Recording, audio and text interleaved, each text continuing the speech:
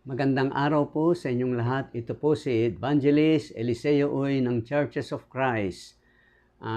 Paksa pong tatalakayin natin ngayon ang kordero na nasa gitna ng luklukan.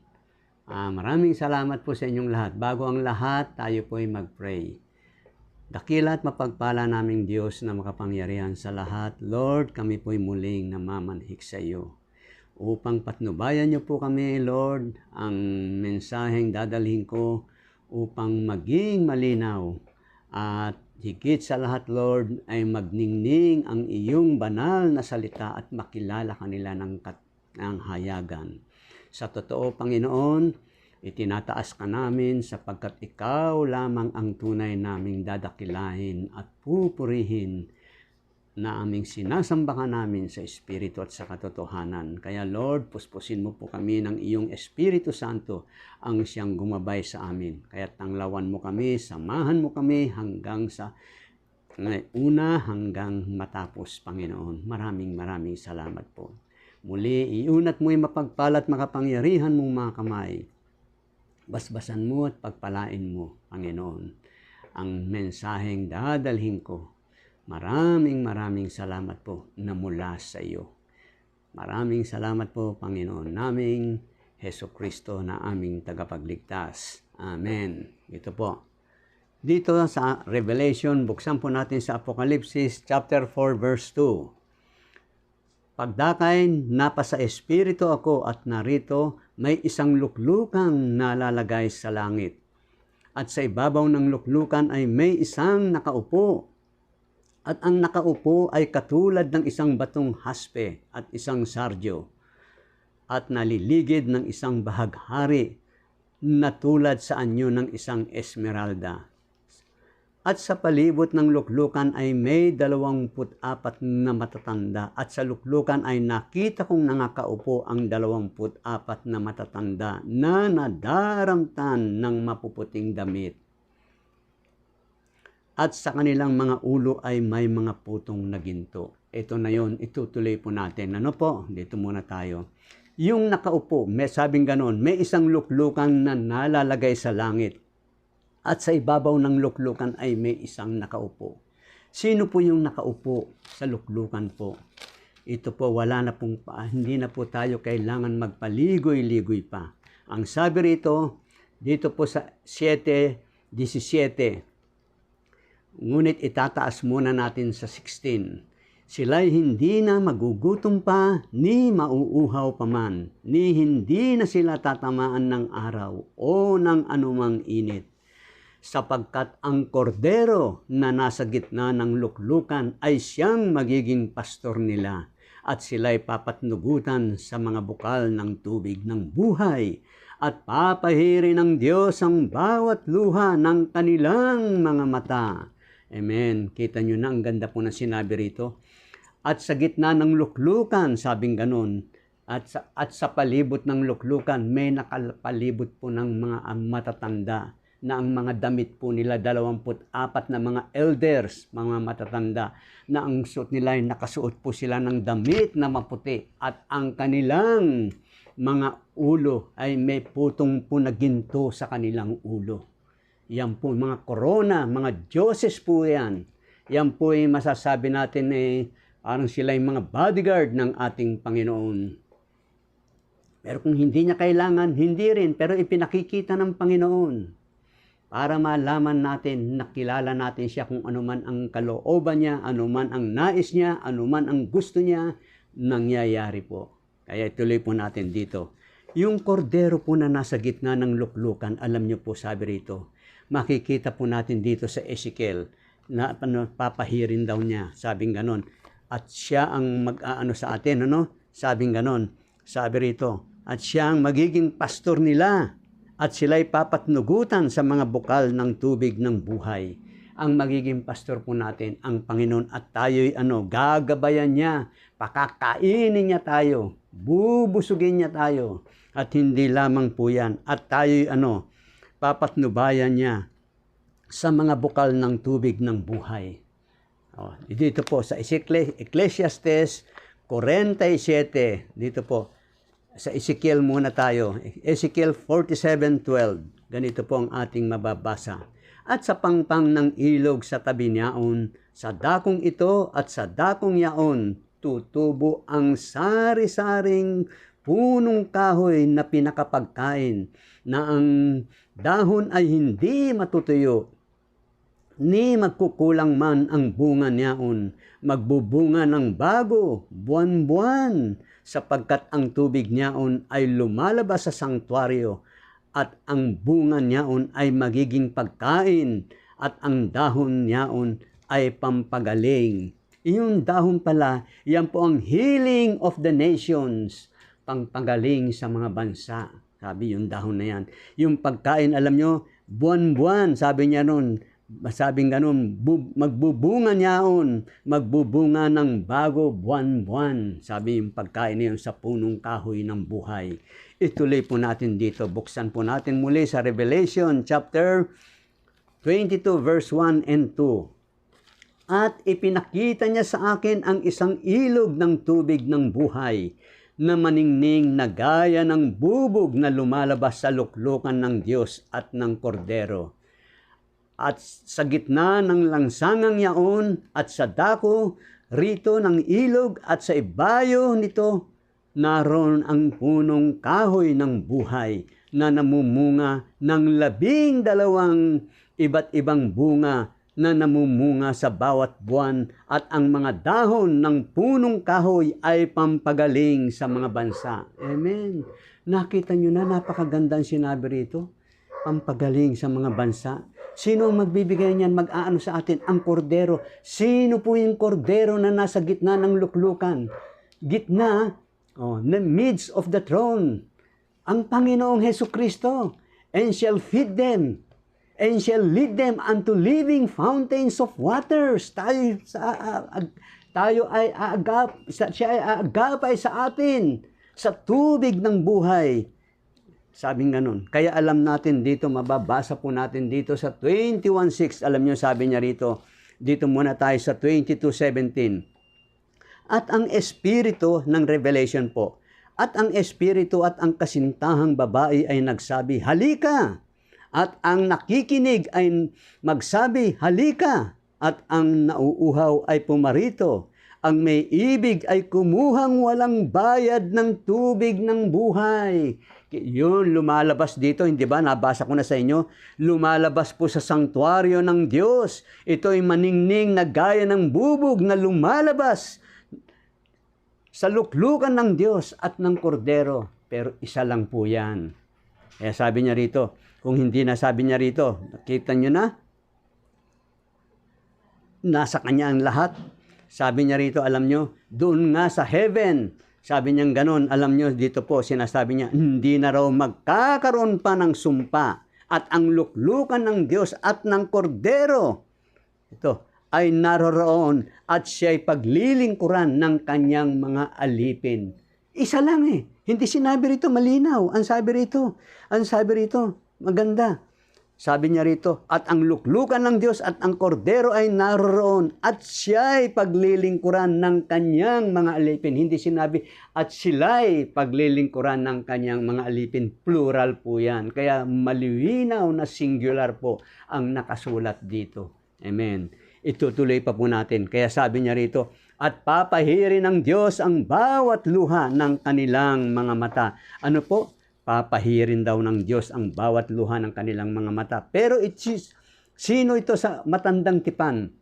Sino po ito? Mababasa po natin yung nakaupo sa gitna ng luklukan.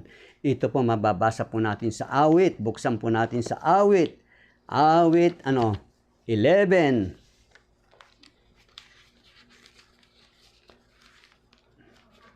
Sa awit 11:4. Sabi rito, mababasa po natin sa 11:4. Ang Panginoon ay nasa kanyang banal na templo. Ang Panginoon, ang kanyang luklukan ay nasa langit. Amen. At ang kanyang mga mata ay nagmamalas. At ang kanyang mga talukap mata ay nagmamasid sa mga anak ng mga tao. Amen. Tignan na ninyo, nakita nyo na. Kaya sabi nga rito, yan, nalaman na natin. Ngayon yung sinabi rito sa gitna ng luklukan, alam na natin yung sinabi rito. Kung sino yung mga nasa palibot ng luklukan, basahin po natin dito sa 4:7 hanggang 11 ng Revelation din po. At ang unang nilalang ay katulad ng isang leon, at ang ikalawang nilalang ay katulad ng isang guyang baka, at ang ikatlong nilalang ay may mukhang katulad ng sa isang tao, at ang ikaapat na nilalang ay katulad ng isang agila na lumilipad. At ang apat na nilalang na buhay na may 6 na pakpak, bawat isa sa kanila ay mga puno ng mata sa palibot, at sila'y walang pahinga araw at gabi. Hindi po sila nagpapahinga, walang pahinga araw at gabi, sabi. Banal, banal, banal ang Panginoong Diyos, ang makapangyarihan sa lahat, na nabuhay at nabubuhay at siyang darating. Sino po itong nabubuhay? Ibig sabihin dito, banal, banal, banal ang Panginoong Diyos, ang makapangyarihan sa lahat, na nabuhay at nabubuhay at siyang darating. Kung siya'y nabuhay, siya'y namatay at nabubuhay magpakailanman. Ito po ang sabi ng Panginoon. Pakinggan niyo po ang may sabi ang ating Panginoong Hesukristo. Hindi po ako, ang banal na aklat po ang magpapatotoo sa atin. At nang siya'y aking makita, sabi niya kay Juan, ay nasubasob akong waring patay sa kanyang paanan, at ipinatong niya sa akin ang kanyang kanang kamay na sinasabi, huwag kang matakot.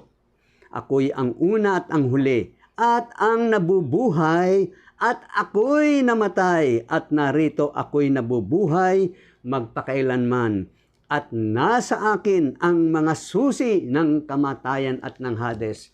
Lahat pala tayo Kung ako, sino man sa atin lahat, pag pumanaw ang tao, nasa kamay ng Lord Jesus. Siya pala ang may hawak ng buhay natin. Kung gusto kanya ng kunin, kukunin kanya. Kung hindi kanya kukunin.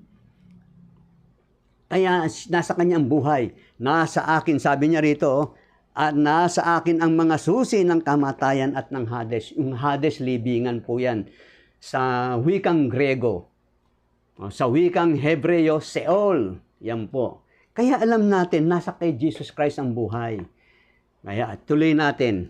Nasa kanya ang buhay. Tuloy natin. Sinabi rito sa 4, tuloy po natin.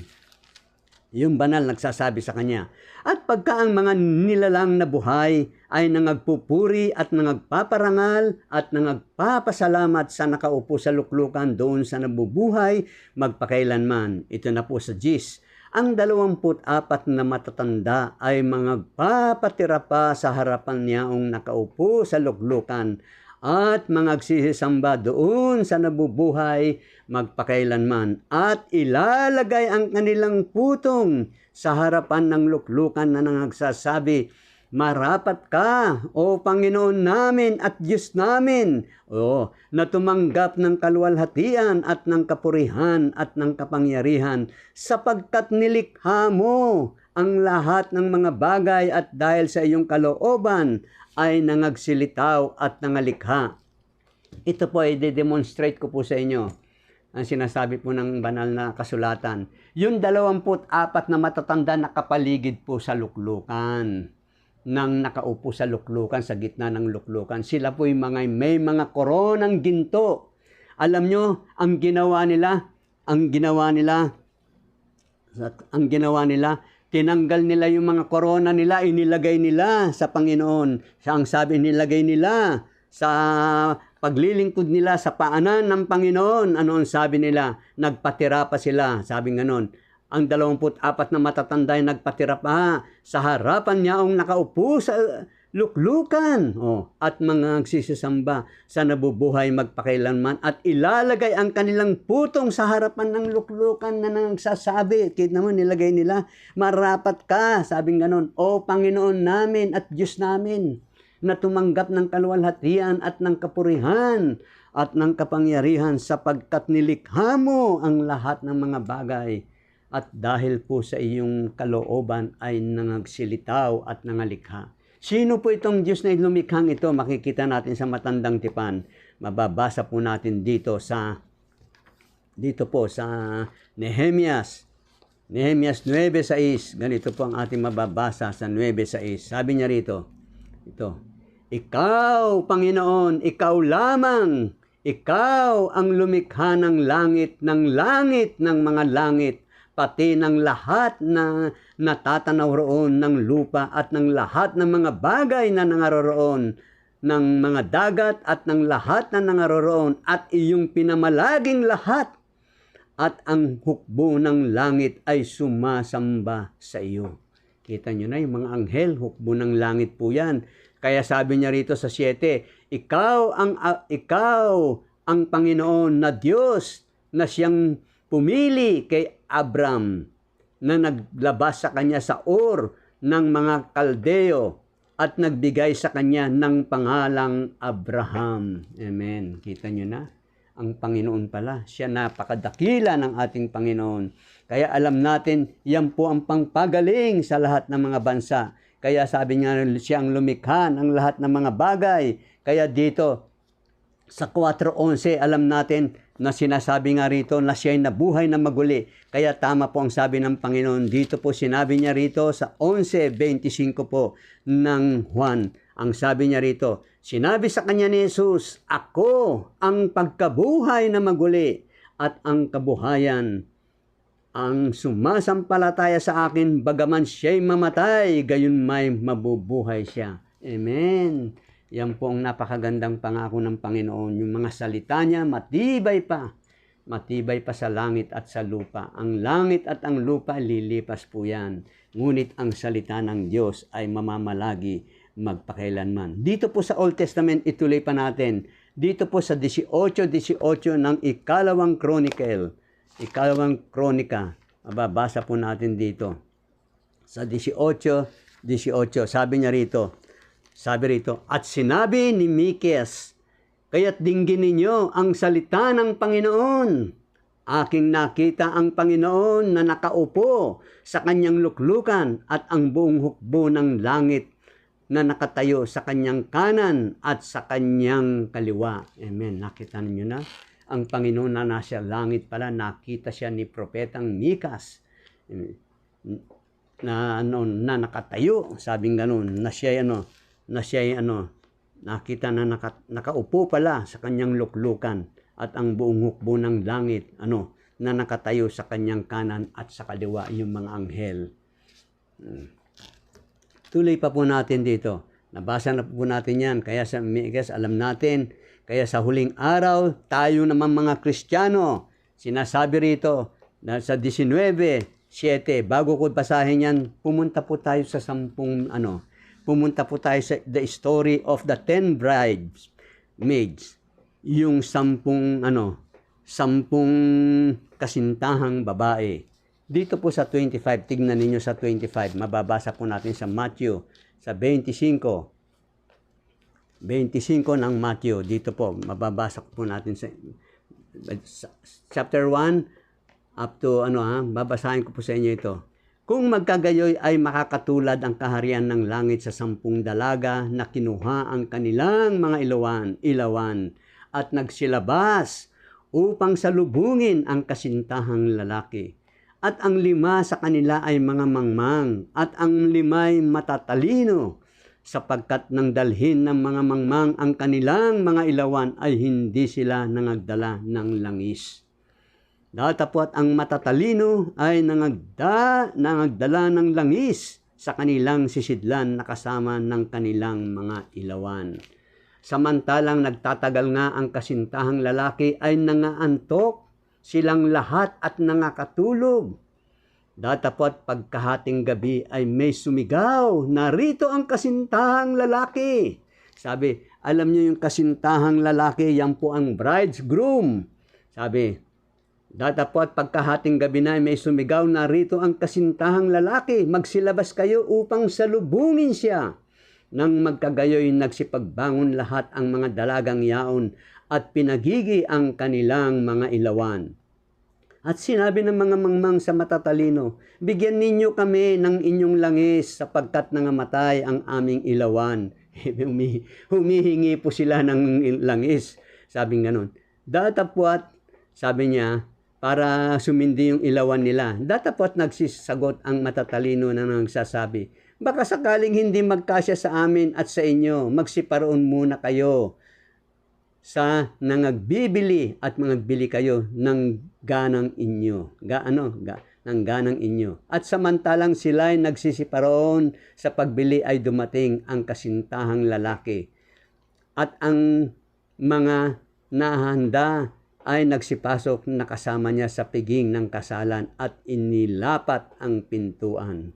Sa 11, pagkatapos ay nagsirating naman ang mga ibang dalaga na nagsisipagsabi, Panginoon, Panginoon, buksan mo kami. Ay, kita nyo na. Datapwat, sumagot siya at sinabi, katotohanan, sinasabi ko sa inyo na hindi ko kayo nakikilala. O, kita nyo na. Mangagpuyat nga kayo sapagkat hindi ninyo nalalaman ang araw ni ang oras. Alam nyo po ito, itong ilawan na ito, lahat tayo nakatanggap po ng salita ng Diyos. Nakatanggap po sila ng salita ng Diyos. Pero alam nyo, wala silang langis. Wala silang langis. Kailangan meron tayong langis.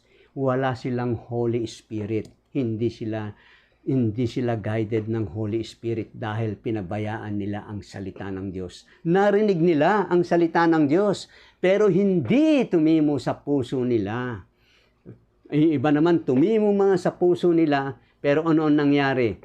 Tumimo man sa puso nila, pero ang ginawa nila, nanlamig din sila dumating ang panahon dahil sa mga pagsusumakit, ukol sa mga buhay na ito at buhay sa sanglibutan, pinapabayaan nila. Kaya walang nangyari sa kanila. Hindi po nagkaroon ng langis sa kanila. Ganyan din tayo sa panahon natin ngayon. Kailangan maging matapat tayo, maging mainit tayo. Tayong mga Kristiyano na may dalang langis, may ilawan, meron po tayong Holy Spirit. We are guided by the Holy Ghost. Ang Holy Spirit po siyang tumatanglaw sa atin. Siyang nagbibigay sa atin ng pag-asa. Nagbibigay sa atin ng karunungan, laging nagpapaalala sa atin ng salita ng ating Panginoong Hesukristo. Kaya yan po ang dapat natin gawin, sapagkat siya ang nagtuturo at nagpapaalala lahat. Kaya nagsasalita rito, yung binasa ko sa inyo rito sa 22:17, dito po sa 22:17, at ang Espiritu at ang kasintahang babae ay nagsasabi, halika, at ang nakikinig ay magsabi, halika, at ang nauuhaw ay pumarito, ang may ibig kumuhang walang bayad ng tubig ng buhay. Ang Panginoon tumatawag, yung lingkod din ng mga Panginoon ay tumatawag din. Lumapit kayo kung sinong may ibig kumuhang walang bayad ng tubig ng buhay. Ibibigay niya po yan. Ibibigay po ng Panginoon. Kaya alam niyo, kaya sabi rito sa 19, sa 19, napakaganda po sa 19, dito, 19 chapter 19 verse 7 and 8 hanggang 9. Tingnan nyo ito, basahin ko po sa inyo. Tayo'y mga galak sa Revelation at tayo'y mga sayang mainam at siya'y ating luwalhatiin sapagkat dumating ang pagkakasal ng kordero at sa kanyang asawa ay nahahanda na. Sa iglesia po yan. Yung mga maliligtas po. At sa kanya'y ipinagkaloob na damtan ang kanyang sarili ng mahalagang lino at makintab at tunay, sapagkat ang mahalagang lino ay siyang mga matuwid na gawa ng mga banal. At sinasabi niya sa akin, isulat mo, mapapalad ang mga inanyayahan sa paghapon sa kasalan ng kordero. At sinabi niya sa akin, ang mga ito'y siyang tunay na mga salita ng Diyos. Amen. Kaya alam natin, yung the story of the 10 bridesmaids, alam nyo, the parable is about a wedding. Sabing ganun, when Jesus returned to take His people to heaven, we must be prepared. Dapat po nakahanda tayo sapagkat yung spiritual condition natin cannot be bought or borrowed at the last minute. Our relationship with God must be our own. Yung sarili natin, kung meron tayong relationship sa Panginoon, yung relasyon natin sa Panginoon. Huwag tayong bibitaw. Yan po ang sinabi niya rito. Kaya alam natin dito, mababasa po natin dito, sabi nga nun, Alam niyo rito sa 19, itong binasa ko rito, yung the judgments of the wicked and the weddings of the Lamb and His bride. Yung bride niya, yung church, the church po yan, yung iglesia. The church consists of all faithful believers from all times. The bride's clothing represents the good deeds of the believers, yung kumatawan. Yan po yung gawa natin. Sabi ganun, the good deeds, yung magandang gawa natin, yung reflects, sumasalamin the works of Christ to save us. Sumasalamin po yung gawa natin sa Panginoon. Yan po. Maraming salamat po yan. Kaya narinig po natin, ito po isang maiksing mensahe. Coming soon po yan. Ipapaksain ko, tatalakayin ko po sa inyo yung aklat ng buhay ng kordero. Walang ibang nakaupo sa gitna ng luklukan, kundi ang kordero na nasa gitna ng luklukan ay siyang magiging pastor nila at papahirin ng Diyos ang bawat luha ng kanilang mga mata. Ito pa pala, ituloy ko pa po sa inyo ito. Papahirin. Kaya sabi niya rito sa 21:4 ng Revelation, alam na natin ito at papahirin niya ang bawat luha sa kanilang mga mata at hindi na magkakaroon ng kamatayan. Hindi na magkakaroon pa ng dalamhati o ng pananambitan man o ng hirap pa man. Ang mga bagay ng una ay naparam na. Wala nang kamatayan.